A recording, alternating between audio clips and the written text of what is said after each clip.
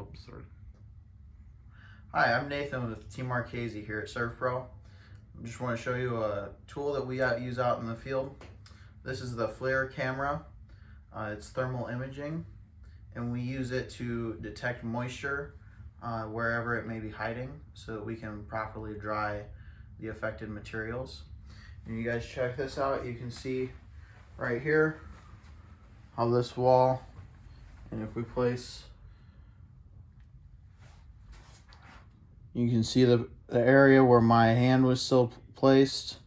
You can kind of see the heat kind of dissipating as it returns to the normal temperature. And the water will appear as the opposite of my hand. It'll appear colder. And then we can confirm with our other tools that there is indeed moisture there and dry that out for you guys. If you guys have any fire or water restoration needs, go ahead and don't hesitate to give us a call here at ServPro.